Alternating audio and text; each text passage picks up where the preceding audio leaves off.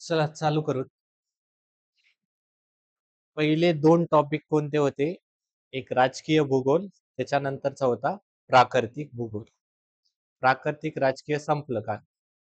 आता याच्या पुढेचा जो आहे टॉपिक तो आहे महाराष्ट्रातील नदी प्रणाली.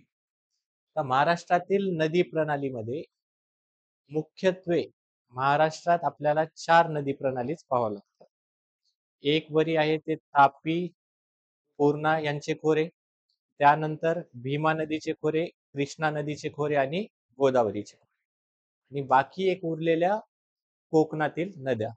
पण कोकणातील नद्यांचा क्रम आणि खाड्यांचा क्रम पाहिलाय. आता फक्त तिकडं पाहायचं की कुठं उगम पावते आणि मिळणार तर कोणाला आहे? अरबी सागराला जाऊ. आता महाराष्ट्रात पहा, महाराष्ट्राची नदी प्रणाली पश्चिम वाहिनी नद्या आहेत आणि पूर्व वाहिनी नद्या आहेत. पश्चिम वाहिनी नद्या म्हणजे वेस्ट कडे वाहणाऱ्या जाऊन कोणत्या सागरात मिळतात? अरबी सागर. आणि पूर्वेकडे कोणत्या सागरात मिळतात? बंगालचा उपसागर. आता महाराष्ट्राच्या एकूण भूभागापैकी 50% जवळपास जवळपास किती म्हणलं? 50%. एक्झॅक्टली नाही, 49.1% आहे. पण अप्रॉक्सिमेटली मी किती म्हणलं? 50%. 50% क्षेत्र कोणत्या नदी प्रणालीच्या खोऱ्याने? गोदावरी. ठीक आहे. तर इकडच्या पश्चिम वाहिनी, इकडच्या पूर्व वाहिनी. काल शिकवताना शिकवलं होतं की जो दख्खनचा पठार आहे त्याचा उतार कसा आहे? दक्षिणेकडे आहे. अशा टाईपचा उतार असल्यामुळे तुम्हाला जास्त उजव्या बाजूच्या उपनद्या बघायला भेटणार नाहीत. सगळ्यात जास्तीत जास्त कोणत्या भेटतील? डाव्या बाजूचा. ही गोदावरी आहे.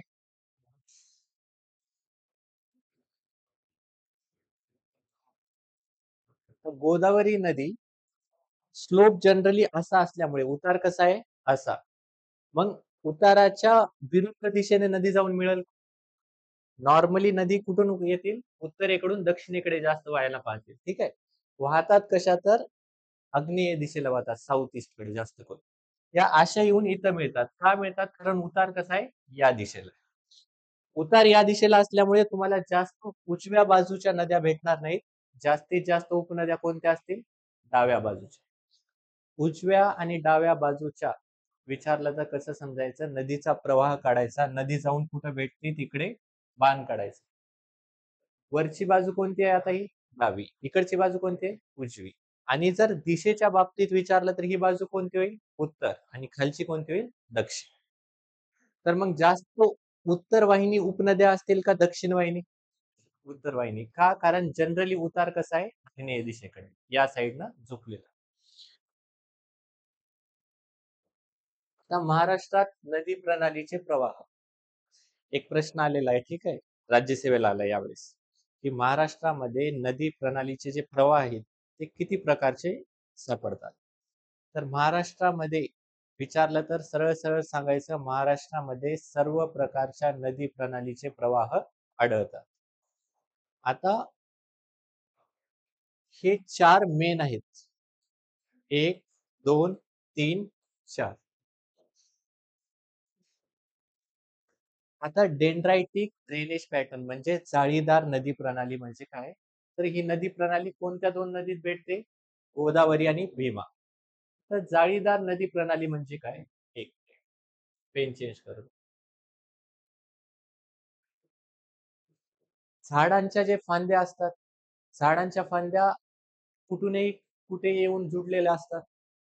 सेम त्या प्रकारचा जो जाळीदार पॅटर्न आहे तो कोणत्या नदीच्या प्रणालीमध्ये भेटतो?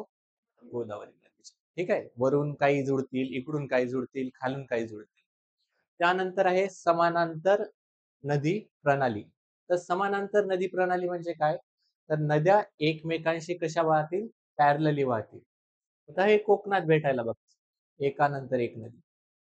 तर समानांतर नदी प्रणाली प्रवाह कोणत्या नद्यांमध्ये भेटतो? कोकणातील. जाळीदार नदी प्रणाली प्रवाह गोदावरी व भीमा. आता शंकू नदी प्रणाली किंवा रॅडियल ड्रेनेज पॅटर्न म्हणजे एक शिखर असेल त्या शिखराच्या सगळ्या बाजूंनी नद्या वाहत असतील. इथं तुम्हाला भेटेल. तर हे एक शिखर आहे. या शिखराच्या टोकातून सगळ्या नदींचा उगम होतो. काही नद्या पूर्वेकडे जातात, काही नद्या पश्चिमेकडे जातात, काही नद्या दक्षिणेकडे जातात, काही नद्या उत्तरेकडे जातात. आता महाबळेश्वर आहे. महाबळेश्वरच्या पश्चिम साईडला आता महाबळेश्वर एक शिखर होतं. कितव्या क्रमांकाचं शिखर होतं? तिसऱ्या. कसा मी हसू ते. आता महाबळेश्वर या शिखरापासून पूर्वेकडे नदी जाईल, पश्चिमेकडे नदी जाईल. पूर्वेकडे कृष्णा नदी जाते, उत्तरेकडे कोकणातल्या नद्या महाबळेश्वरकडून रत्नागिरी साईडला जातात. तर एका टोकावरून जो पॅटर्न निघतो त्याला कोणता पॅटर्न म्हणतात? रेडियल पॅटर्न किंवा शंकू नदी प्रणाली.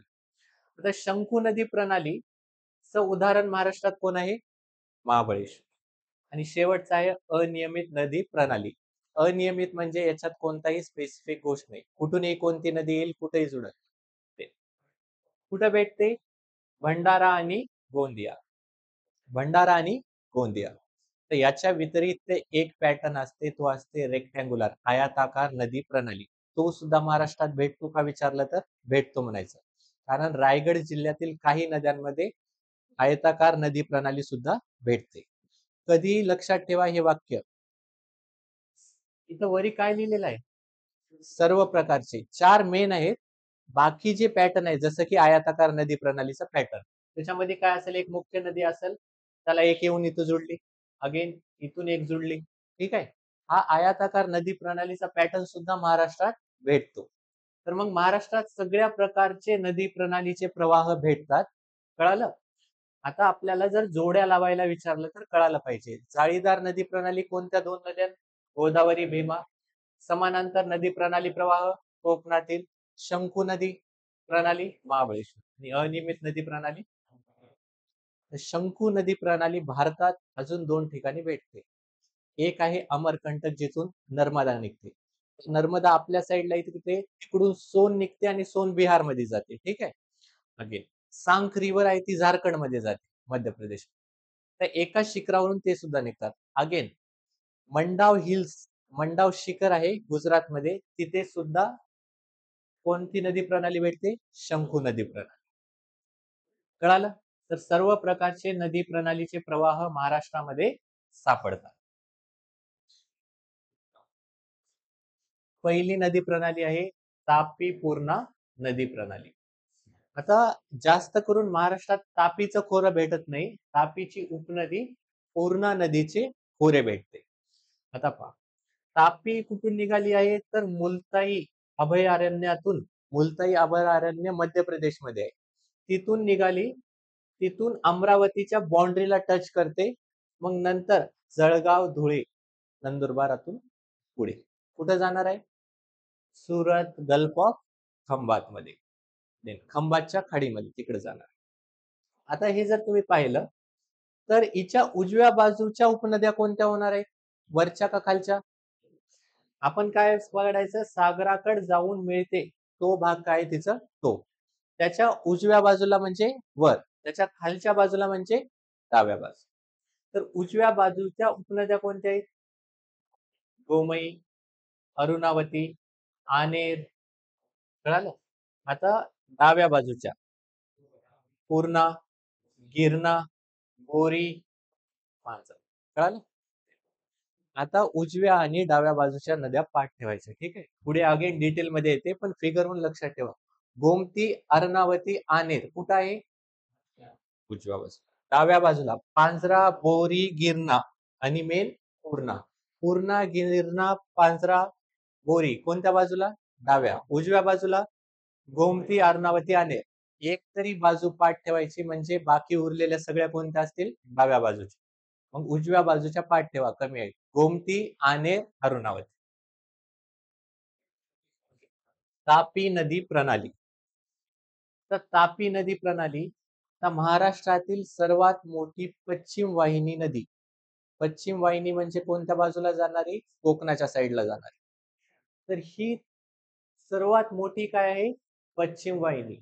भारतातील पश्चिम वाहिनी नाही, महाराष्ट्रातील.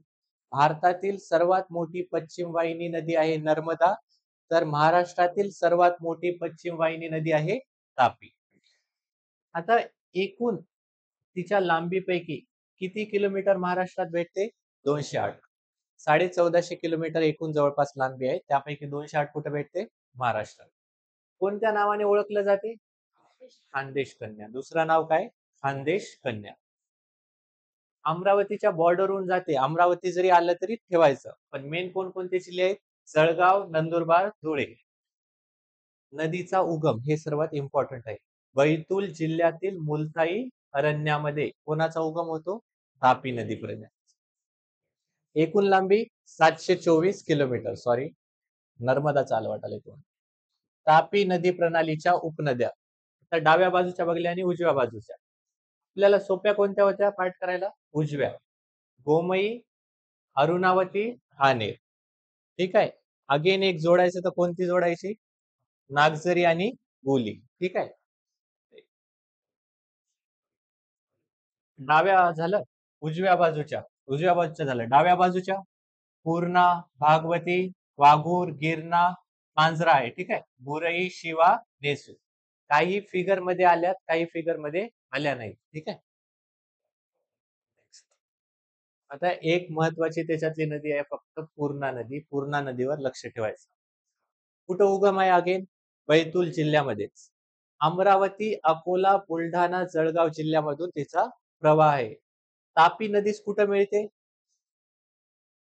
चांदगाव. हे चांदगाव कुठं आहे? मुक्ताईनगर. जळगाव जिल्ह्यातील मुक्ताईनगर एक तालुका आहे. त्या मुक्ताईनगर मधील चांदगाव येथे कोणत्या दोन नदीचा प्रवाह एकत्रित मिळतो? पूर्णा आणि तापी. तापी व तिच्या उपनद्यावरील प्रमुख शहर. हे प्रश्न आलेला आहे. ठीक आहे. जोड्या लावायला. तापी नदीच्या किनारी कोणते शहर वसलेले आहे? गिरणा नदीच्या किनारी, पांझरा नदीच्या किनारी, उरई नदीच्या किनारी सिंदखेडा, अरुणावती नदीच्या किनारी शिरपूर, मोरणा नदीच्या किनारी अगेन तापी नदी प्रणाली व त्याच्यातील महत्वाचे धरणे. आता उजवे डावे झाले आपले. आपल्याला एक जरी ऑड मॅन आउट काढता आला, अरुणावती कोणत्या साईडची आहे? उजव्या साईडची. मग उजव्या साईड डाव्या साईडचं वेगवेगळं काढायला लावते. खालीलपैकी कोणती योग्य गटात बसत नाही असा प्रश्न. हातनूर हे धरण कोणत्या नदीवर आहे? तापी नदीवर. महाधरण कोणत्या नदीवर? काटेपूर्णा. दहीगाव हे धरण गिरणा. सय्यदनगर हे धरण मांजरा. कोपर हे धरण सुरसी हे धरण गोमती आणि गडहिंग्लज हे धरण हिरण्यकेशी. हातनूर, तापी, महाधरण, काटेपूर्णा, दहीगाव, गिरणा, सय्यदनगर, मांजरा, कोपर, उरई, सुरसी, गोमती, गडहिंग्लज, हिरण्यकेशी. तर लक्षात ठेवा, प्रत्येक नदीचा उगम, त्याची लांबी वगैरे पाठ करत बसायचं नाही. फक्त 4 आपल्या मेन नद्या आहेत त्यांची लांबी वगैरे पाठ करायचं. बाकी प्रत्येक नदीच्या जर पाठ करत गेल्या तर ओढे नाले सुद्धा पाठ करत जावं लागतं. आता कधीच आपल्या आसना नदीवर प्रश्न येणार. ठीक आहे. आसना नदी कुठून उगम पावते, इथंच नांदेडला काय मिळते, महत्वाचं नाही. ठीक आहे.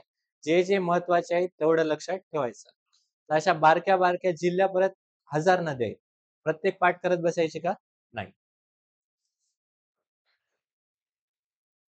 आणि काही काही गोष्टी आहेत त्याच्यात मी मुद्दाम स्किप करून टाकल्या. जायकवाडी धरण सगळ्याला माहिती आहे, औरंगाबाद पेटन येतेच आहे. विष्णुपुरी नांदेडलाच आहे. ते गोष्टी डबल डबल लिहिण्यात महत्व नाही.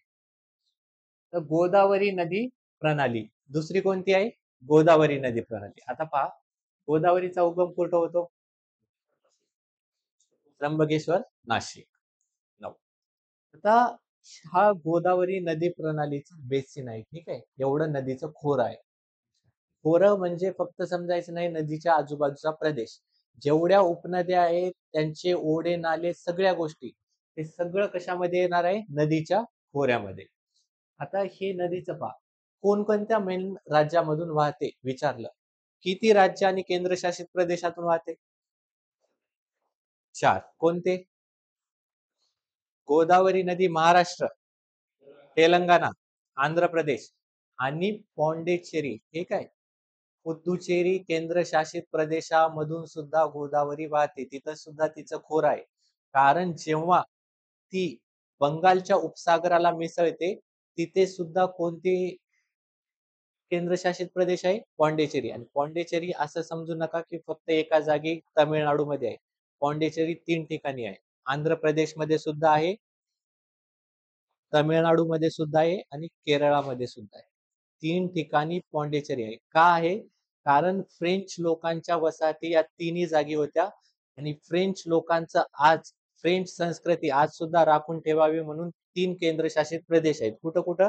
तामिळनाडू, केरळ आणि आंध्र प्रदेश. मग गोदावरी नदी प्रणालीच्या खोऱ्यामध्ये जर तुम्हाला विचारलं की पॉंडिचेरी किंवा पुदुचेरी हा केंद्रशासित प्रदेश येतो का, तर काय सांगायचं? येतो.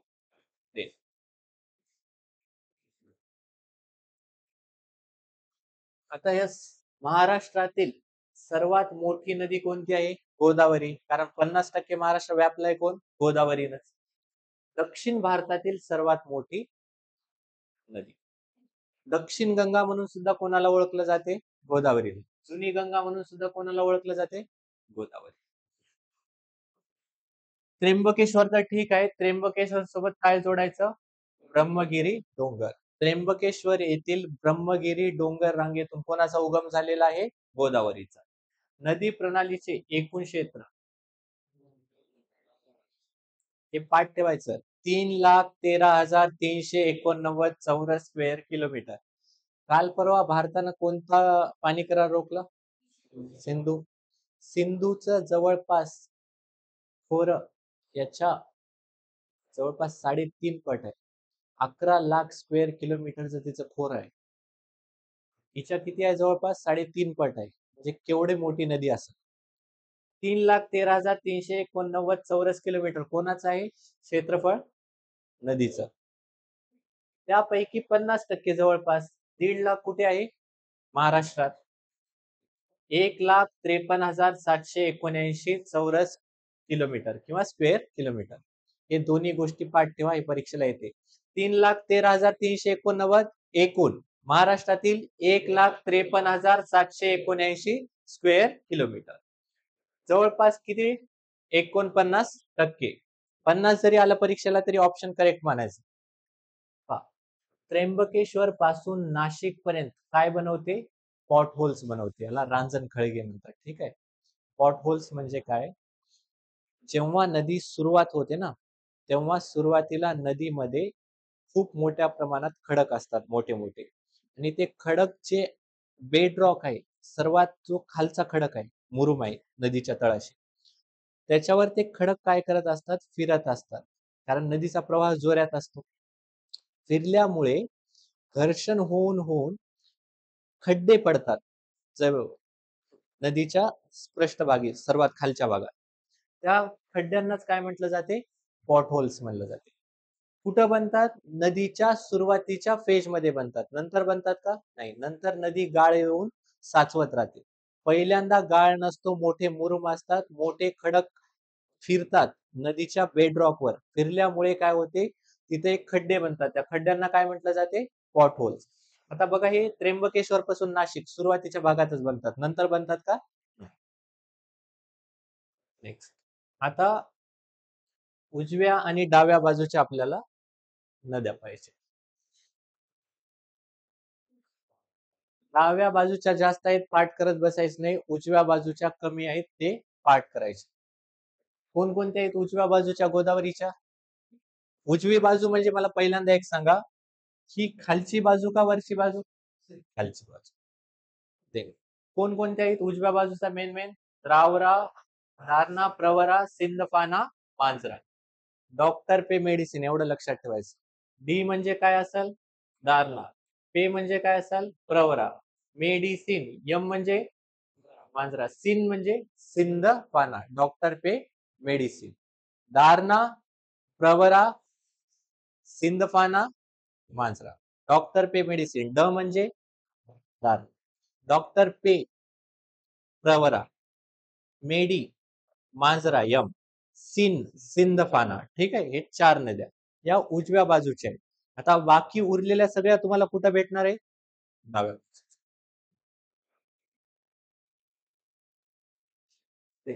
दारणा नदी. दारणा नदीचा उगम कुठं होतो? इगतपुरी जवळ कुलुंग हिल्स मध्ये होतो. कुठं होतो? कुलुंग हिल्स. गोदावरीला कुठं भेटते? सायखेडा. कुलुंग हिल्स इगतपुरी येथे उगम, मिळते जाऊन सायखेडा येथे गोदावरीला. प्रवरा नदीचा उगम अकोले तालुका अहमदनगर येथे होतो. अहमदनगर मधीलच टोके येथे गोदावरीच मिळते. आता लक्ष ठेवा. मग प्रवरा नदी मुख्यत्वे कोणत्या जिल्ह्यामध्ये आहे? अहमदनगर किंवा अहिल्यानगर. उगम तिचा होतो अकोले तालुक्यात, गोदावरीला जाऊन मिळते टोके येथे. कोणता डॅम आहे? भंडारदरा. विल्सन डॅम सुद्धा आहे. ठीक आहे, दुसरं नाव. एकूण लांबी किती आहे? 208 किलोमीटर. मुळा आणि आढळा या नदीच्या काय उपनद्या? मुळा आढळा ह्या प्रवरा नदीच्या उपनद्या. आणि प्रवरा नदी कोणाची उपनदी? गोदावरीची. एकूण लांबी 208. मेन जिल्हा अहिल्यानगर. सुरुवात कुठून होते? अकोले तालुका. संपते कुठं? टोके येथे. त्याच्यानंतरची आहे मांजरा नदी. बीड मध्ये पाटोदे तालुका आहे. पण पाहिलं होतं की जी पश्चिमेकडची हरिश्चंद्र बालाघाट मध्ये, हरिश्चंद्र पश्चिमेकडे, पूर्वेकडे बालाघाट. बीड पासून पुढे त्याला काय म्हणत गेलो आपण? बालाघाट. तर बीड मधील पाटोदे तालुका, बीड मधील पाटोदे तालुक्यातल्या बालाघाट रांगेमधून कोणाचा उगम होतो? मांजरा. आता कोणत्या राज्यातून वाहते? महाराष्ट्र, कर्नाटक, तेलंगणा. अगेन कुठे येईल? महाराष्ट्रात येईल. तर मेन 3 राज्य कोणते झाले? महाराष्ट्र, कर्नाटक, तेलंगणा. एकूण लांबी किती आहे? 724 किलोमीटर. एकूण याची लांबी सांगते गोदावरीची 1465. त्यापैकी महाराष्ट्रात 668. मांजरा नदीची लांबी 724 किलोमीटर. तर हिच्या उजव्या बाजूच्या आहेत, हिच्या डाव्या बाजूच्या आहेत. मांजरा नदीच्या, आता ही मांजरा नदी, ही गोदावरी नदी. मांजरा नदी कोणाला जाऊन मिळाली? गोदावरी. तर या मांजरा नदीच्या या कोणत्या झाल्या? डाव्या बाजूच्या. या कोणत्या झाल्या? उजव्या बाजूच्या. तर मांजरा नदीच्या उजव्या बाजूच्या उपनद्या कोण कोण आहेत? तवराजा, तेरणा. कोण आहेत? तवराजा, तेरणा. डाव्या बाजूच्या कोण कोण आहेत? केज, रेणा, लिंबा, चौसाळा, मन्याड, लेंडी. एवढ्या पूर्ण या नद्या कुठं उगम पावतात, कुठं जाऊन मिळतात, पाठ करत बसायची गरज नाही. तर मांजरा नदीची डाव्या बाजूची उपनदी कोण कोण आहे? केज, रैना, लिंबा, चौसाळा, मन्याड, लेंडी. लातूर हे कोणत्या नदीच्या तीरावर बसले आहे? मांजरा नदीचे. गोदावरीला कुठं जाऊन मिळते? कुंडलवाडी, नांदेड. ठीक आहे, प्रभू तुझ्या गावाला. सिंदफाना नवस्त नदी कोणती आहे? सिंदफाना. डॉक्टर पे मेडिसिन उजव्या बाजूच्या. सिंध म्हणजे कोणती होती? सिंदफाना. चिंचोली शिखर, पाटोदे तालुका, बीड येथे काय होतो? उगम. गोदावरीला मांजरत, बीड येथे मिळते. कुठे मिळते? मांजरत, बीड येथे. बिंदुसारा ही मुख्य उपनदी. कळालं? एवढ्या 3 गोष्टी लक्षात ठेवायच्या. बिंदुसारा कोणाची उपनदी आहे? सिंदफाना. सिंदफाना उगम कुठं पावते? पाटोदे तालुक्यात. मिळते कुठं जाऊन? मांजरत येथे. कोणाला मिळते? गोदावरीला. आणि सिंदफाना नदीची प्रमुख उपनदी कोण आहे? बिंदुसार. कळालं? तर 4 नद्या झाल्या. पहिली नदी कोणती होती? दारणा. दुसरी नदी, तिसरी आणि चौथी सिंदफाना. त्याच्यातली मांजरा इम्पॉर्टंट आहे बरं. नेक्स्ट आहे डाव्या बाजूच्या उपनद्या. पहिली नदी आहे कादवा. कादवा नदीचा उगम होतो वणी डोंगरात आणि गोदावरीला जाऊन मिळते नांदूर, माधवेश्वर. कादवा नदी उगम कुठं पावली?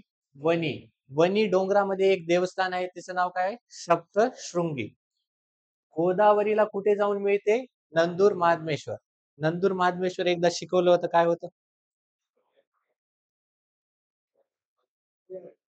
एक अभयारण्य आहे. अजून दुसरी खासियत, महाराष्ट्रामध्ये माशा असतात ना, एकाच माशीची क्रिटिकली एंडेंजर्ड प्रजाती ही नंदूर महाबळेश्वर मध्ये भेटते आणि तिचं नाव आहे देवलाली मीनाव. काय आहे नाव? देवलाली मीनाव. हे परीक्षेला प्रश्न येते बरं, 2-3 वर्ष न्यूज मध्ये आहे आणि वनसंपत्तीच्या याच्यात येईल. महाराष्ट्रातील देवलाली मिनाव कुठे भेटते? नंदूर महाद्मेश्वर येथे. इथं तलाव आहे आणि त्या तलावातच ती प्रजाती भेटते, दुसरीकडे भेटते का? नाही. आणि क्रिटिकली एंडेंजर्ड स्टेटस दिलाय तिला IUCN ने. नेक्स्ट नदी कोणती आहे? शिवना. शिवना नदीचा उगम बोलठणगाव औरंगाबाद येथे आणि गोदावरीला कुठं मिळते? धारेगाव. उगम बोलठणगाव, मिळते धारेगाव. उगम बोलठणगाव, मिळते धारेगाव. नेक्स्ट आहे खाम नदी. खाम नदी विचारलं जाऊ शकते की दौलताबाद किल्ल्याजवळ कोणत्या नदीचा उगम आहे? तर कोणत्या नदीचा उगम आहे? ठीक आहे. तर दौलताबाद जो किल्ला आहे, तो दौलताबादचा किल्ला ज्या शिखरावर, ज्या डोंगरावर वसवलेला आहे, त्या डोंगराचं नाव काय? चौका. चौका माउंटेन किंवा चौका डोंगर. चौका डोंगरावर कोण स्थित आहे? दौलताबाद किल्ला. आणि दौलताबाद किल्ल्याच्या जवळच कोणाचा उगम आहे? खाम नदी. नेक्स्ट आहे दक्षिण पूर्णा. गौताळा अभयारण्य, गौताळा रिझर्व फॉरेस्ट, गौताळा अभयारण्यात दक्षिण पूर्णा या नदीचा उगम होतो आणि ती काटेश्वर किंवा कोटेश्वर परभणी येथे जाऊन गोदावरीस मिळते. तर दक्षिण पूर्णा आणि पूर्णा फरक आहे. पूर्णा नदी आहे तापीची उपनदी आणि दक्षिण पूर्णा कोणाची उपनदी आहे? गोदावरीची. दक्षिण पूर्णा या नदीचा उगम होतो गौताळा फॉरेस्ट मध्ये आणि कोटेश्वर परभणी येथे जाऊन तिचा काय होतो? गोदावरी सोबत संगम होतो. उजव्या बाजूच्या उपनद्या कोण आहेत दक्षिण पूर्णाच्या? अंजना, गिरजा, कापरा. कोणत्या आहेत? अंजना, गिरजा, कापरा. देन लक्षात ठेवायचं तर कागज म्हणून लक्षात ठेवा. ठीक आहे, कागज काय आहे? कापरा, अंजना, गिरजा. ठीक आहे, कागज म्हणून. नंतर कोणता आहे? डाव्या बाजूच्या कोणकोणत्या आहेत? धामणा, खेलना, केरना. तर हे आसना टाईप मध्ये आहे, त्यांना पाठ करत बसायचं नाही, कुठं उगम आहे काय, फक्त दक्षिण पूर्णाविषयी लक्षात ठेवायचं. कोणते दोन महत्वाचे धरण याच्यावर आहेत? येलदरी आणि सिद्धेश्वर. त्यापैकी येलदरी हे धरण हायड्रो इलेक्ट्रिक पॉवर प्रोजेक्ट आहे. जलविद्युत प्रकल्प कोण आहे? येलदरी. तर जेव्हा ऊर्जा, महाराष्ट्रातील ऊर्जा क्षेत्र जेव्हा येईल, तिथं जलविद्युत प्रकल्प, अक्षय ऊर्जेचे प्रकल्प, पवन ऊर्जेचे प्रकल्प आणि आता आता सौर ऊर्जेचे कुठं कुठं प्रकल्प चालू झाले. पहिलं सौरग्राम झालं आता काल परवा. विदर्भातील कोणतं ठरलं होतं?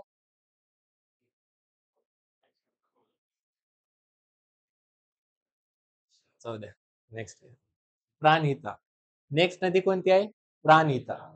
प्राणहिताविषयी आता एवढंच लक्षात ठेवा की वर्धा वेनगंगा या दोघांचा संगम झाल्यानंतर काय म्हटलं जाते? प्राणहित. वर्धा वेनगंगा कुठे मिळतात?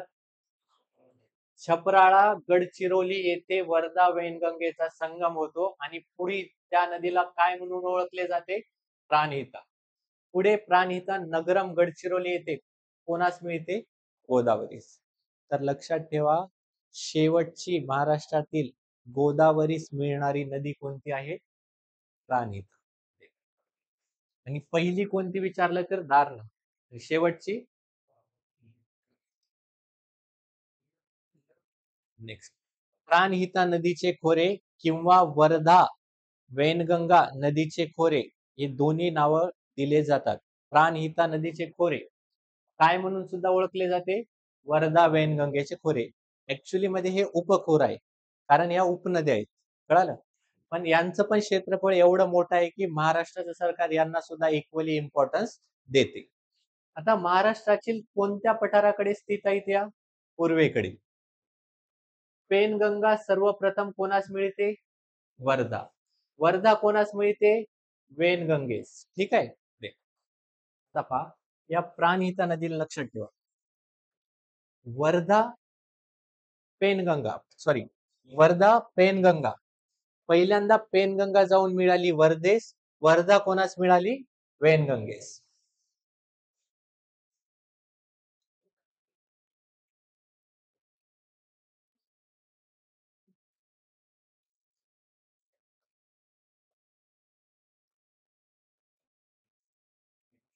आता मी तुम्हाला फक्त एवढं विचारतो,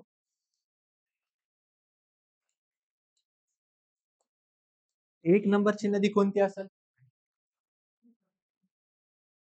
पेन गंगा. पेनगंगा जाऊन मिळाली कोणाला? वर्धा नदीला. वर्धा नदीला कोण येऊन मिळाली? वेनगंगा. आणि पुढे वर्धा वेनगंगा एकत्र आल्यानंतर यालाच काय म्हटलं जाते? तर फरक कळाल. पहिल्यांदा पेनगंगा येऊन मिळाली वर्धेला, वर्धेला येऊन मिळाली वेनगंगा. जेव्हा वर्धा आणि वेनगंगेला एकत्र मिळाल्या की पुढे नदीचं नाव काय होते? प्राणहिता. कळाल. आता लक्ष द्या, प्राणहिता नदीचे खोरे. प्राणहिता नदीमध्ये सर्वात मोठी नदी कोणती आहे? पेनगंगा.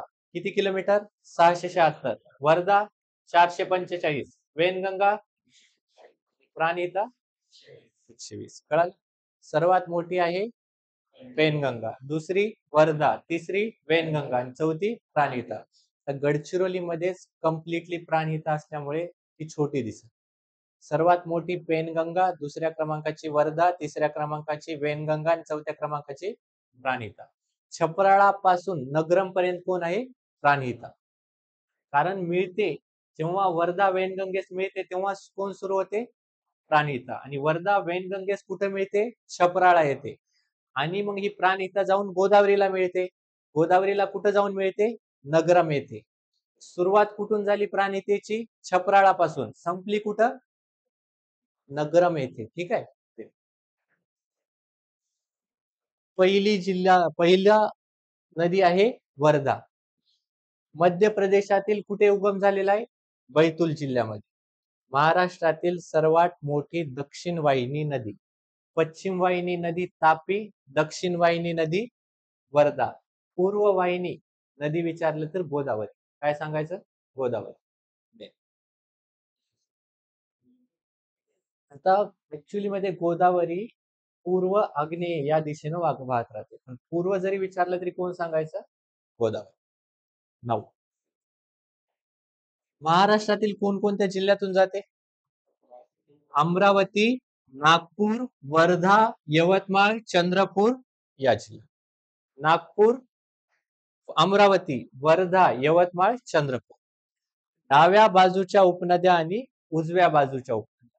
तर वर्धेच्या डाव्या बाजूच्या वरच्या बाजूच्या उपनद्या आहेत बोर, वेण्णा, इरई. कोणकोणत्या? बोर, वेण्णा, इरई. आणि डाव्या बाजूच्या विदर्भ, बेबळा, निर्गुंडा, पेनगंगा, रामगंगा. तर वर्धेस कोण मिळते? पेनगंगा. कोणत्या बाजूने मिळते? डाव्या बाजू. ठीक आहे. नेक्स्ट नदी आहे वेनगंगा. वेनगंगेचा उगम कुठे झालेला आहे? मध्य प्रदेशातील शिवनी येथील मैकाल डोंगर रांगेत. मध्य प्रदेश मधील शिवनी जिल्हा, शिवनी जिल्ह्यातील मैकाल डोंगर रांगेत कोणाचा उगम आहे? वेनगंगेचा. सर्वप्रथम महाराष्ट्रात कोणत्या जिल्ह्यात प्रवेश करते? गोंदिया जिल्ह्यात. डाव्या बाजूच्या, उजव्या बाजूच्या. लक्षात ठेवल्या तर लक्षात ठेवा, लक्षात राहत नसेल तर सोडून द्या. ठीक आहे. पण एवढं तरी लक्षात ठेवा की नाग आणि सूर नदी ही कोणत्या बाजूची आहे? उजव्या बाजूची. डाव्या बाजूला कोणकोणत्या नद्या आहेत? आता वेनगंगा पहा, वरून मध्य प्रदेश आली, त्या साईडच्या कोणत्या आहेत? डाव्या बाजूच्या. आणि या साईडच्या उजव्या बाजूच्या कोणत्या आहेत? आता वाघ, चुलबंद, पांचोली, गदवी, खोब्रागडी, पाल, पोटफोडी. आणि उजव्या बाजूच्या बावनथडी, नाग, सूर, मूल. उजव्या बाजूच्या लक्षात ठेवा कमी आहे. तर वेनगंगेच्या उजव्या बाजूच्या बावनथडी, सूर, मूल आणि नाग. नाग, सूर, मूल, बावनथडी उजव्या बाजूच्या. बाकी उरलेल्या कोणत्या असतील? डाव्या बाजूच्या. काना व पेंच कोणत्या नदी आहेत? काना व पेंच. कन्नन पण आहे बरं नाव दुसरं. काना व पेंच किंवा कन्नन किंवा पेंच या कोणत्या नदीच्या उपनद्या आहेत?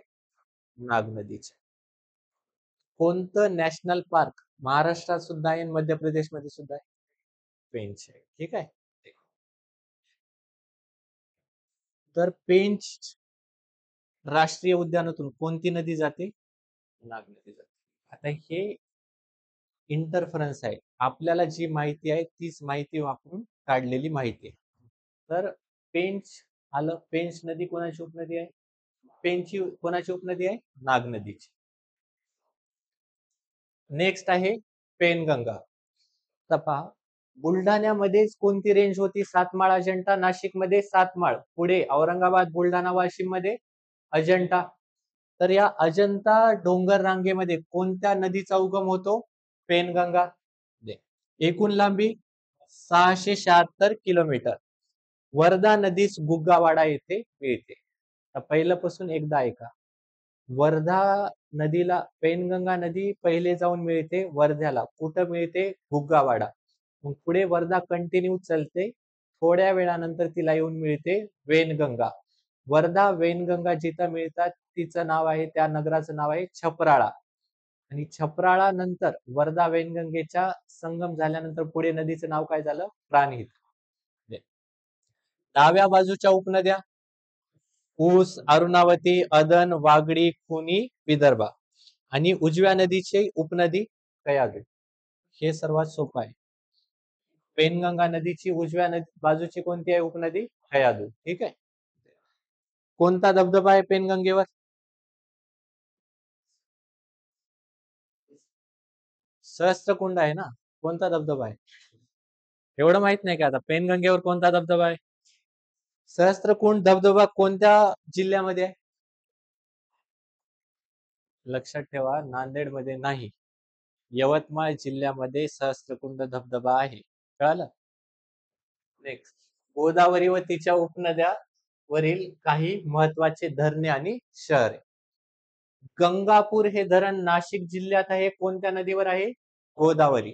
जायकवाडी हे धरण गोदावरीवर, अगेन औरंगाबाद मध्ये.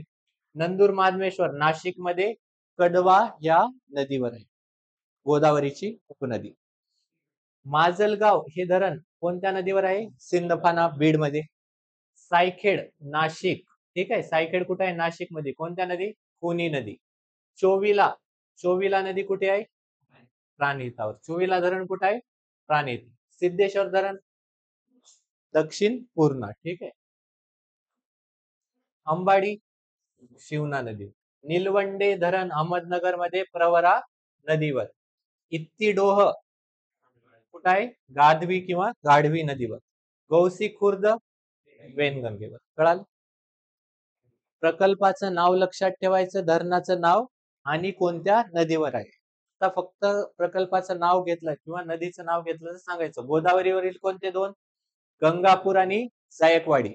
नंदूर माधमेश्वर कशावर? कडवा नदीवर. सिंदफाना नदीवर माजलगाव. खुनी नदीवर चोविला. प्राणहिता नदीवर. दक्षिण पूर्णेवर सिद्धेश्वर. शिवनावर अंबाडी. प्रवरा नदीवर निलवंडे. गाढवी नदीवर इत्तेडो. आणि गोसी खुर्द कशावर आहे? शहर आता पहा. कोपरगाव हे शहर कोणत्या नदीच्या किनाऱ्यावर वसले आहे? गोदावरी. राजुरा उदयनपूर कोणत्या नदीवर आहे? वर्धा. शेनगाव शहानूर. हिंगणघाट कोणत्या नदीवर आहे? वेना नदी. हिंगणघाट वेना. शेनगाव शहानूर. वणी निरगुंडा नदीवर स्थित आहे. कळालं? कामठी नदी, कामठी शहर कोणत्या याच्यावर आहे? कन्नन किंवा कान्हा नदीवर. नेवासा, संगमनेर ही शहर वसलेली आहेत प्रवरा नदीवर. सावनेर हे शहर कोल्हार नदीवर. निफाड हे शहर कदवा नदीवर नाशिक मध्ये. भोकरदन जालना मध्ये कोणत्या नदीवर आहे? खेलना. पवनार कोणत्या याच्यावर आहे? धाम. आणि भंडारा हे शहर वेनगंगा. नेक्स्ट नदी प्रणाली आहे भीमा नदी प्रणाली. भीमा नदीचा उगम कुठं होतो? तर भीमाशंकर पुणे येथे होतो. तर भीमा नदी आहे, ठीक आहे. तर भीमा नदीला हे घोड, सेना वगैरे या नद्या येऊन मिळतात. नीरा वगैरे.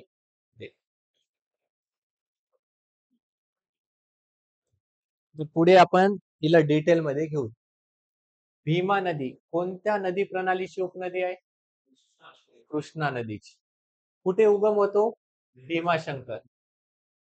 पूर्व ते दक्षिणोत्तर, दक्षिण पूर्वोत्तर प्रवाह आहे, ठीक आहे. ईस्ट टू साऊथ ईस्ट प्रवाह आहे गोदावरी सारखाच. पूर्व ते आग्नेय प्रवाह आहे. एकूण लांबी किती आहे? 860 किलोमीटर. त्यापैकी महाराष्ट्रात तर लक्षात ठेवा, आपल्या इकडे सुद्धा वॉटर शेअरिंग आहे. कृष्णेचं पाणी कर्नाटकाला जाऊ देतात, भीमेचं पाणी महाराष्ट्र वापरतो. कळालं? भीमेचं पाणी कोण वापरतो? महाराष्ट्र. तर जे कृष्णा नदी खोरे, आता तुम्हाला माहित असेल रिव्हर वॉटर बोर्ड्स असतात. सुप्रीम कोर्ट हा पाणी शेअर करण्यामध्ये हस्तक्षेप करू शकतो का? नाही. हे कोण ठरवते? केंद्र सरकार ठरवते. केंद्र सरकार त्याच्यासाठी कमिशन नेमत असते. तर कृष्णा खोरे आयोग हा नेमलेला आहे. कोण नेमलेला आहे? केंद्र सरकार. आर्टिकल 262 का 63 आहे, दोन्हीपैकी एक. त्याच्यानुसार रिव्हर बोर्ड हे नदी प्रणालीचे आयोग काय केले जातात? स्थापन केले जातात. कोण स्थापन करते? केंद्र सरकार. तर हा कृष्णेचा आयोग स्थापन केलता, त्याच्याप्रमाणे भीमा नदीचं पाणी कोणाला भेटते? महाराष्ट्राला. आणि कृष्णा नदीचं पाणी कुठे जाऊ देतात? कर्नाटक. अगेन, नदी खोऱ्याचे क्षेत्रफळ किती आहे? 77,000 स्क्वेअर किलोमीटर. प्रामुख्याने कोणत्या जिल्ह्यामध्ये आहे? पुणे व सोलापूर. कोणते आहे? पुणे व सोलापूर. इकडे खाली जात नाही, सातारा साईडनं, सांगली साईडनं. पुणे, बारामती त्या साईडनं पुढे कुठे जाणार आहे? सोलापूरमध्ये. पंढरपूर व राजगुरुनगर येथे भीमा नदीच्या किनाऱ्यावर वसलेले आहेत. आता लक्षात घ्या, भीमा नदीच्या किनाऱ्यावरचे दोन महत्वाचे शहर किंवा दोन महत्वाचे ठिकाण कोणकोणते आहेत? पंढरपूर व पुण्यामधील राजगुरु नगर. तर लक्षात ठेवा, पहिल्यापासून भीमा कोणाची उपनदी? कृष्णेची. उगम भीमाशंकर. एकूण लांबी त्यापैकी महाराष्ट्रात.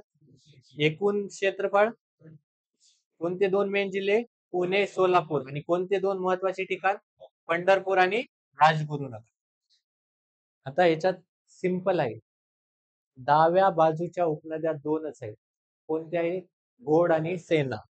तर लक्षात ठेवा, तुम्हाला एक विचारलं जाते की महाराष्ट्रात ज्या पठारावरच्या नद्या आहेत त्यांना जास्तीत जास्त डाव्या बाजूकडून उपनद्या मिळतात. पण याला अपवाद कोणती जर नदी प्रणाली असेल तर भीमा नदी प्रणाली आहे. उजव्या बाजूने हिला जास्त आहेत, डाव्या बाजूने कमी आहेत. डाव्या बाजूने कोणत्या दोन आहेत? घोड आणि सेना नदी. उजव्या बाजूने भामा, इंद्रायणी, मुळा मुठा, नीरा आणि मान. नीरा, मान, मुळा मुठा, इंद्रायणी आणि भामा. घोड नदीचा उगम कुठं होतो? जुन्नर, पुणे येथे होतो. कुठे होणार आहे? जुन्नर, पुणे. तर सांगवी या ठिकाणी भीमा नदीला मिळते. सांगवी या ठिकाणी मिळते. उगम कुठे झालेला आहे? जुन्नर येथे. सीना नदी किंवा सेना नदी, ठीक आहे. अहमदनगर हे सीना नदीच्या किनाऱ्यावर वसलेलं आहे. सर्वात इम्पॉर्टंट पाहिजे, अहिल्यानगर हे शहर कोणत्या नदीच्या किनाऱ्यावर आहे? सीना. कोणत्या डोंगर रांगेत उगम? हरिश्चंद्र. ऑब्विसली आहे. अहिल्यानगर मध्ये कोणते डोंगर रांग आहे? हरिश्चंद्र. कुंदल, सोलापूर येथे भीमा नदीस मिळते.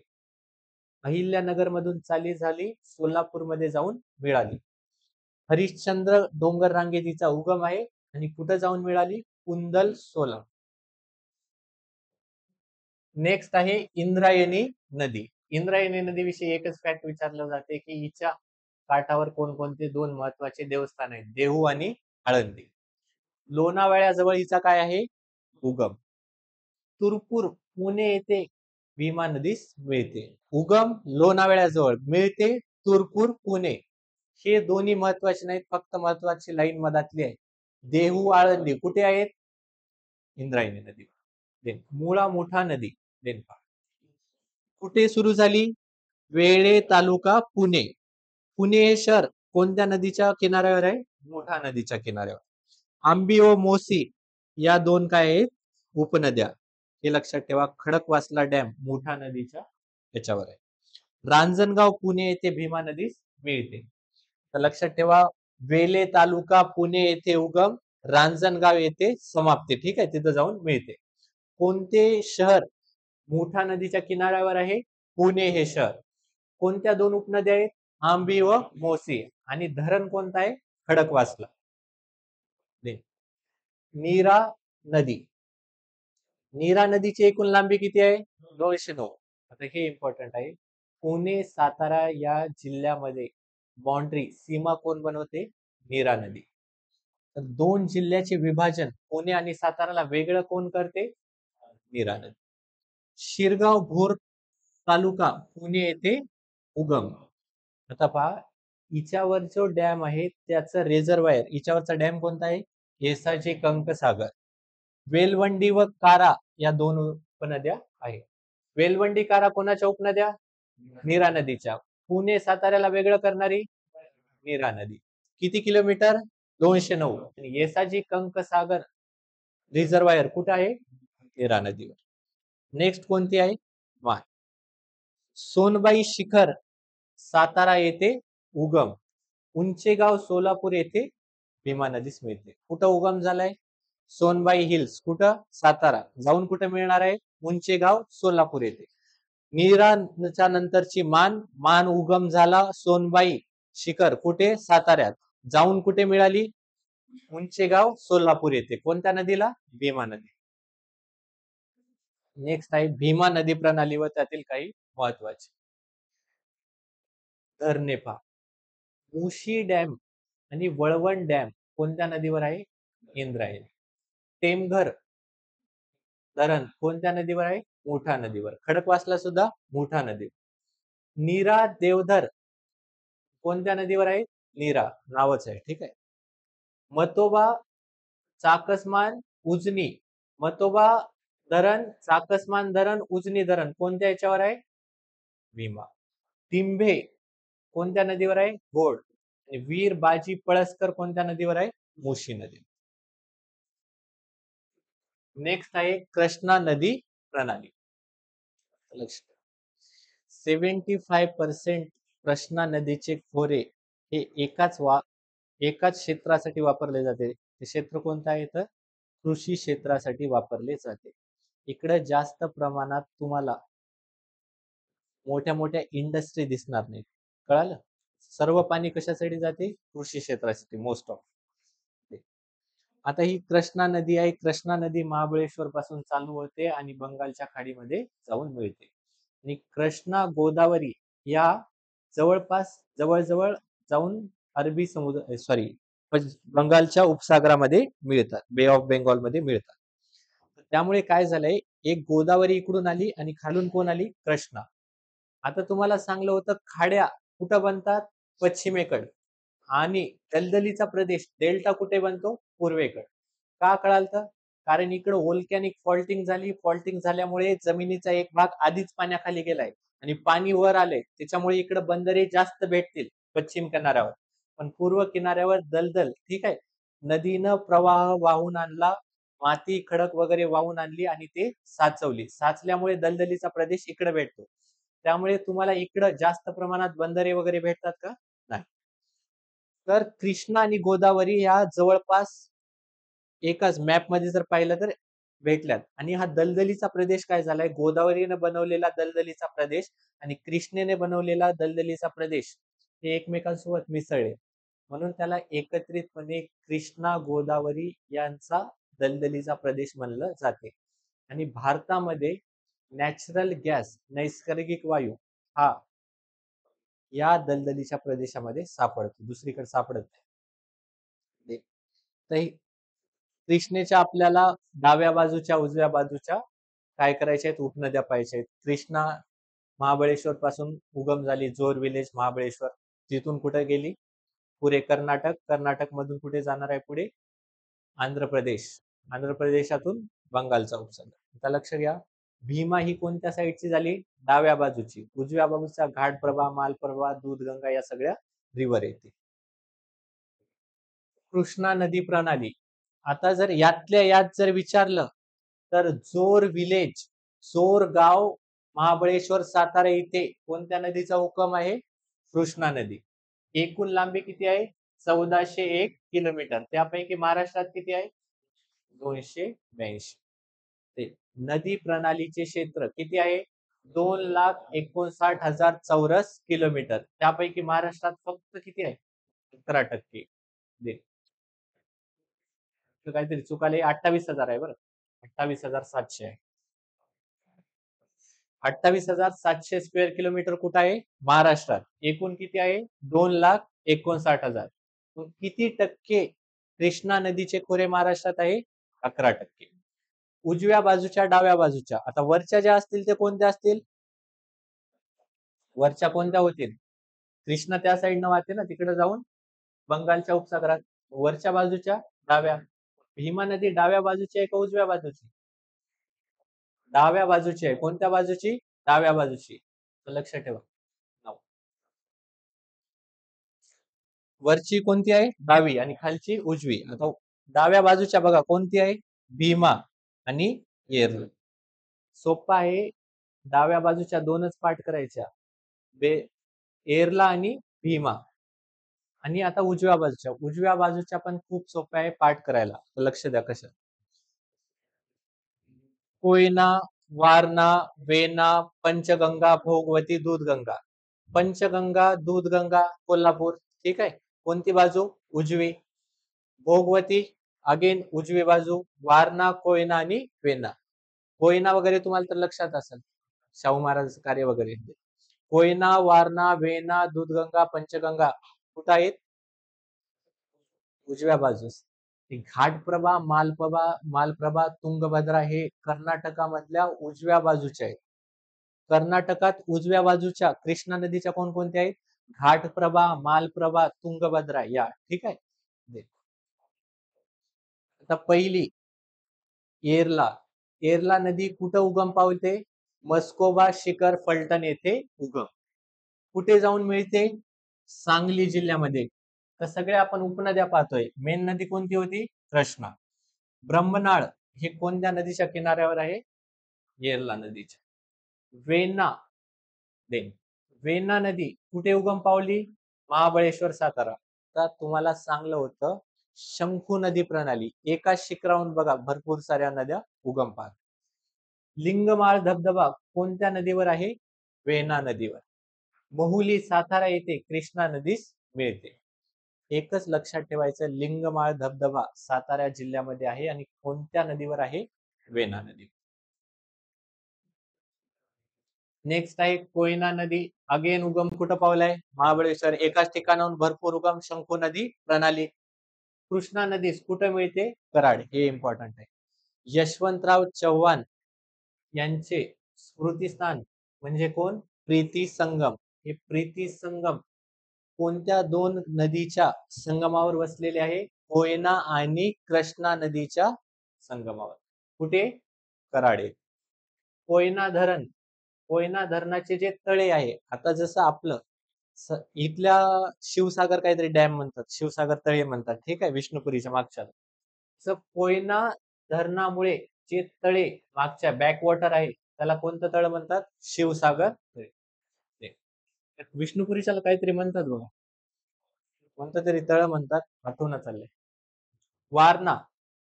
वारणा नदी कुठे उगम पावली? प्रचितगड, सांगली येथे. आणि कृष्णेस हरिपूर जे आहे ते कर्नाटकात आहे. ठीक. हरिपूर कुठे आहे? कर्नाटकात.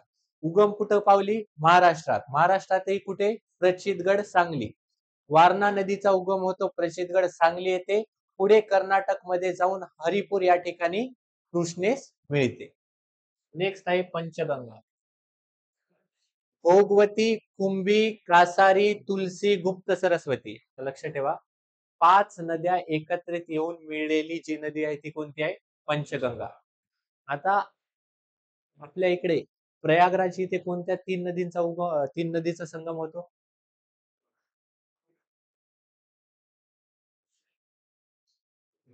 गंगा, यमुना, सरस्वती. त्यापैकी सरस्वती डेड रिव्हर आहे, मृत रिव्हर आहे. ठीक आहे. तिचे आज सुद्धा चंबल, राजस्थान या ठिकाणी तिचे तुम्हाला बेसिन पाहायला भेटतील. त्याच्यात पाणी वाहते का? पण नाही. आता सगळीकडे लक्षात ठेवायचं, गुप्त कोण होणार आहे? सरस्वती. तर कोणत्या 5 नदी मिळून कोल्हापूर जिल्ह्यातील पंचगंगा बनते? भोगवती, कुंभी, कासारी, तुलसी, गुप्त, सरस्वती. भोगवती, कुंभी, कासारी, गुप्त, सरस्वती. एकूण किती किलोमीटर लांब आहे? 85 किलोमीटर. दोन महत्वाचे शहरे पंचगंगे नदीच्या काठावर आहेत, कोणते? इचलकरंजी आणि कोल्हापूर. राधानगरी धरण, राधानगरी धरण कोणत्या नदीवर आहे? पंचगंगा नदीवर. राधानगरी धरणामुळे जे तळे बनते, बॅकवॉटर बनते, ते कोणतं आहे? लक्ष्मी सागर. कृष्णा नदीस कुठे जाऊन मिळते?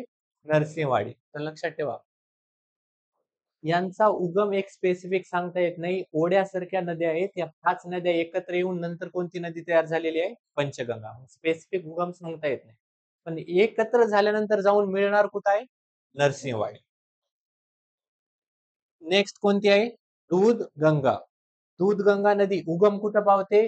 होळकरवाडी आणि बेळगाव कर्नाटक येथे जाऊन कृष्णा नदीस मिळते. तर कृष्णा नदीच्या उजव्या बाजूच्या उपनद्या कोणकोणत्या होत्या? पंचगंगा, दूधगंगा, ठीक आहे. अगेन कोयना, वारणा, वेना, ठीक आहे. एक घाटप्रभा, ठीक आहे. घाटप्रभा आहे बरं, घटप्रभा झाले. परलोंबी चौकुल सिंधुदुर्ग येथे काय झालेला याचा उगम? कोणत्या दोन राज्यातील नैसर्गिक सीमा बनवते विचारलं जाते? कोणत्या दोन राज्यातील? महाराष्ट्र व कर्नाटक. कृष्णा नदीस कुठे मिळते? बागलकोट, कर्नाटक. सर्वात सिंपल एवढी लाईन लक्षात ठेव. महाराष्ट्र कर्नाटक या दोन राज्यातील नैसर्गिक सीमा कोण आहे? घाट. कृष्णा नदीवरील काही महत्वाचे. धोम हे धरण कोणत्या नदीवर बांधलं गेले? कृष्णा नदीवर. येरवाडी हे धरण येरला नदीवर. चांदोली हे धरण वारणा नदीवर. कळंबावाडी हे धरण दूधगंगा. कळंबावाडी दूधगंगा, चांदोली वारणा, येरावाडी येरला, धोम कृष्णा. शहरे कृष्णा नदीच्या काठावर कोणकोणती शहरे आहेत? वाई, कराड, सांगली, नरसोबाची वाडी. वाई, कराड, सांगली, नरसोबाची वाडी कोणत्या नदीच्या किनाऱ्यावर? कृष्णा नदीच्या. नेक्स्ट आहे कोकण नदी प्रणाली. कोकण नदी प्रणालीत कोणत्या प्रकारचा प्रवाह पाहायला भेटतो? समानांतर, ठीक आहे. त्याच्यामुळे जास्त या नद्या एकमेकांसोबत मिसळून पुढे जात नाहीत बघा. नदी उगम पावली डायरेक्ट जाऊन कोणाला मिळते? अरबी उपसागरात. कारण जागा सुद्धा कमी आहे, लांबी सुद्धा कमी आहे. पश्चिम घाटात उगम पावतात, जाऊन कुठे मिळतात? अरबी सागरात. आणि आपण सरासरी लांबी बघली होती, रुंदी बघली होती, किती होती? 40 ते 80 किलोमीटर होती. उत्तरेकड जास्त, दक्षिणेकड कमी. कोकणातील नद्या. वैतरणा नदी. आता आपण वारी उल्हासाने पाताळात केली, सावित्री वहिनीने शास्त्र शुद्ध गद्दारी केली, तिथे पाहिले. आता क्रम ब्रीम लावायची आपल्याला गरज नाही इथे जास्त. वैतरणा नदी एकूण किती किलोमीटर आहे पहा? 154. कुठं उगम पावते? त्र्यंबकेश्वर. गोदावरीच्या विरुद्ध बाजूला. अगेन लक्ष ठेवा, त्र्यंबकेश्वरला शंकू नदी प्रणाली प्रवाहामध्ये जरी ऍड केलं तरी हो सांगायचं. कोणतं धरण आहे याच्यावर? मोडक सागर धरण. हे इम्पॉर्टंट आहे. वैतरणा नदीवरचं धरण कोणतं आहे? मोडक सागर धरण. दातीवरा खाडी कशाद्वारे मिळते? वैतरणा नदी, वारी उल्हासाने केली तिकडं. अगेन सांगा बरं, D2V दातीवरा खाडी कोणत्या ह्याच्यातली होती? जिल्ह्यातील? पालघर. दातीवरा, डहाणू, वसई कोणत्या ह्याच्यात? पालघर. उल्हास नदी, उल्हास नदी रायगड जवळील राजमाची शिखर इथे हिचा काय होतो? उगम होतो. एकूण लांबी बघा 122. ठाणे वसईची खाडी कोणत्या नदीद्वारे बनली? उल्हास नदी. कर्जत, उल्हास, कल्याण, डोंबिवली, ठाणे महत्वाची शहरे कोणकोणती आहेत उल्हास नदीवरील? कर्जत, उल्हासनगर, कल्याण, डोंबिवली, ठाणे. याच्यातली एक सोडली तर, एक दोन सोडले तर बाकी सगळ्या महानगरपालिका दिसतील. कल्याण, डोंबिवली आणि ठाणे. भातसा, देवपुरी, पोशीर, कालू कोणकोणत्या उपनद्या? भातसा, देवपुरी, पोशीर, कालू. आता पहा, उल्हास नदीच्या उपनद्या भातसा, पोशीर, कालू आणि देवपुरी. पातालगंगा नदीच्या उगम कुठे होतो?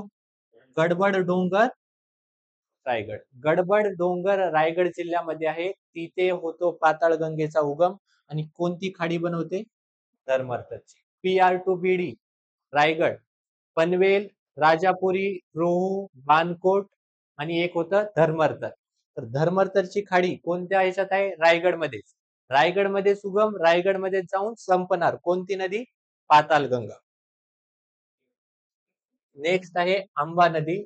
आंबा नदी सुद्धा पहा, जांभुलपत, राजमाची, रायगड येथे हिचा उगम होतो. कोणती खाडी बनवते? धर्मरकर खाडी. कुंडलिका नदी, आता पहा, एक दोन नद्या एकत्रित येऊन शेवटीला मिळतात आणि ते खड्डा बनते, तीच खाडी. एक दोन नद्या सुद्धा एकच खाडी बनवतात, लक्षात ठेवा.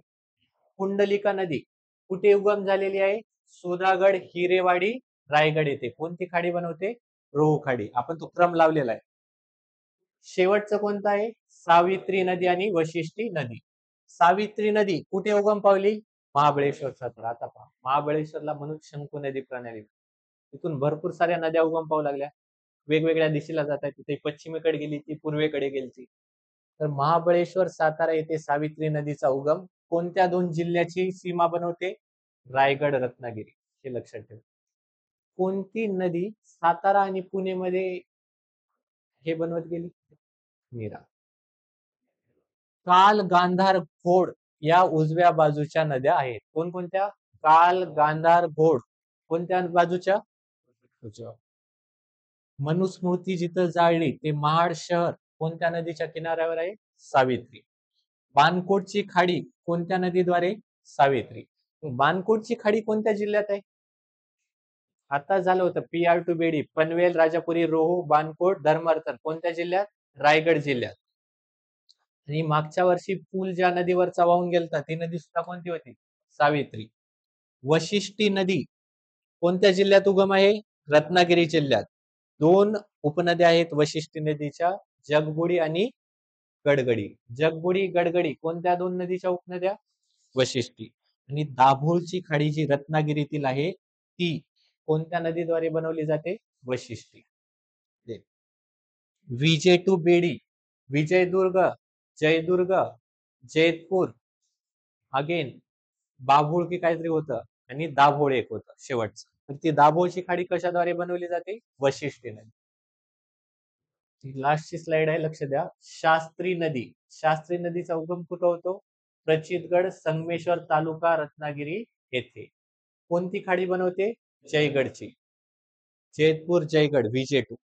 मुचुकुंदी नदी विशालगड, रत्नागिरी येथे उगम आणि पूर्णागडची खाडी बनवते. तर हे 2-3 वेळा वाचल्यानंतर लक्षात राहील बरं. आचरा नदी, आचरा नदीचा उगम होतो फोंडा घाटाजवळ. फोंडा घाट कोणतं? सिंधुदुर्ग. तर लक्षात ठेवा, आपण तुकाराम शेठ, आंबा कापा त्यातला खालून कोणता होता? पी म्हणजे फोंडा घाट. तेरखोल नदी कुठे उगम पावते? गुंटेवाडी. कोणता घाट? आंबोली घाट, सिंधुदुर्ग येथे उगम. एकूण लांबी किती आहे? 110 किलोमीटर. त्यापैकी महाराष्ट्रात किती आहे? गोवा, महाराष्ट्र या दोन राज्यातील सीमा ठरवते.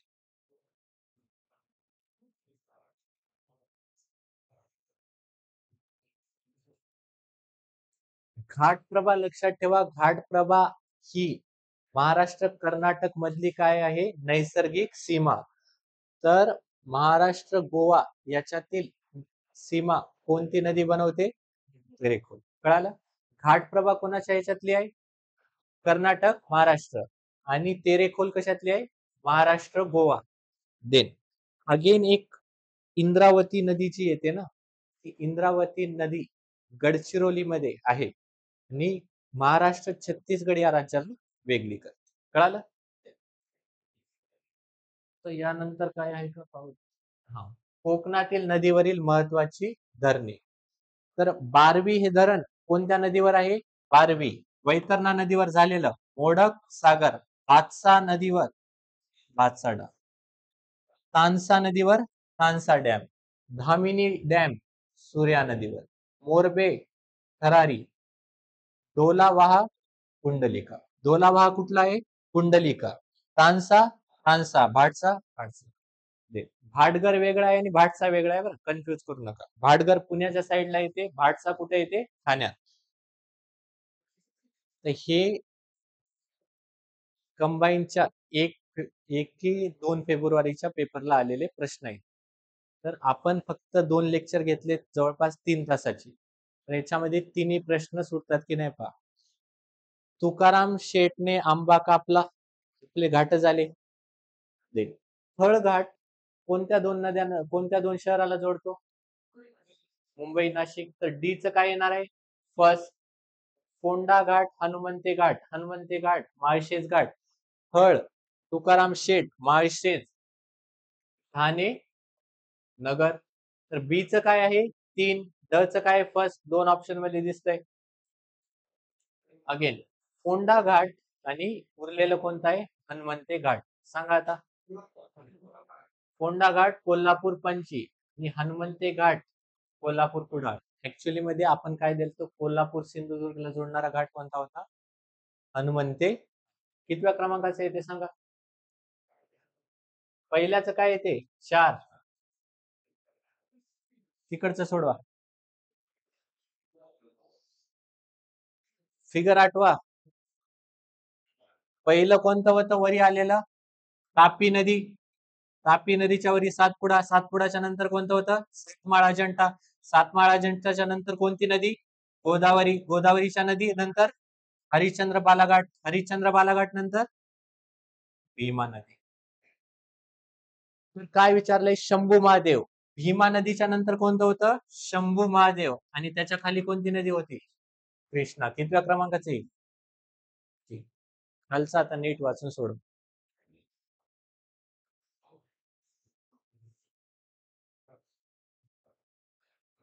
हे आता लेटेस्ट आलेले आहेत 2024 चे. आता 2025 फेब्रुवारी मध्ये झाली. आता लक्ष घ्या. सिंदफाना नदी ही उत्तर बाजूची नदी आहे म्हणाले, उपनदी आहे का? डॉक्टर पे मेडिसिन उजव्या बाजूच्या नद्या. दारणा, डॉक्टर पे, प्रवरा, मेडिसिन मांजरा आणि सिंदफाना. सिंदफाना कोणत्या बाजूची होती? उजव्या बाजूची. मग उजवी बाजू दक्षिण आहे का उत्तर आहे? दक्षिण आहे. मग हे बरोबर असेल का वाक्य चूक असेल? चूक. मांजरा नदी ही कृष्णेची काय म्हणाले? उपनदी. कशाची आहे उपनदी? गोदावरीची. सी सुद्धा काय झालं? चूक. हे ऑप्शन कटले. दे. पेनगंगा नदी बुलढाणा वाशिम जिल्ह्यातील, वाशिम जिल्ह्याच्या सीमेवर कोणत्या रांगेत तिचा उगम होत गेला? अजंठा रांगेत. ब काय बरोबर? दे. महाराष्ट्रात भीमा नदीचे स्वतंत्र खोरे आहे का? नाही आहे. लक्षात ठेवा, भीमा पुढे जाऊन कर्नाटकामध्ये मिळते. त्याच्यामुळे महाराष्ट्रातल्या फक्त जर पाहिलं आपण, पाणी का सोडून दिलं? कारण महाराष्ट्रात सुद्धा एक वेगळे खोरे कोणती नदी बनवती? भीमा नदी. तर ए आणि बी आन्सर दिलेला. ठीक आहे, ए आणि बी.